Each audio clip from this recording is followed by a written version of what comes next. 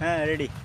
আরে পাথর ভাঙে পড়তেছে দেখেন, এটা খুবই রিস্ক। ক্যামেরাম্যান কিন্তু পড়ে যাচ্ছে একটু আগে। আমরা এখন এই প্রায় উঠে আইছি। এই দেখুন আমরা এখন আমরা প্রথম বাংলাদেশি যারা কিনা মাউন্ট এভারেস্ট জয় করেছে।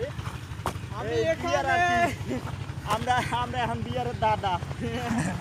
আমরা মাউন্ট এভারেস্ট জয় করেছি। বৃহত্তম পাহাড়ে উঠতে পেরেছি। পতাকা আনছিলি? বাংলাদেশের পতাকাটা কাটতে হইবে না? পতাকা আনতে বোন নাই।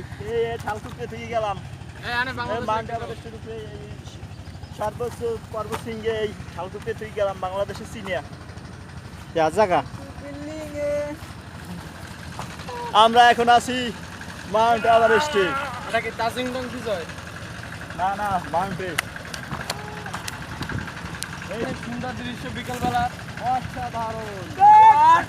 রবুল আছাড়াই দে, আছাড়াই দে, সূর্যটা ভালো হইতেছে।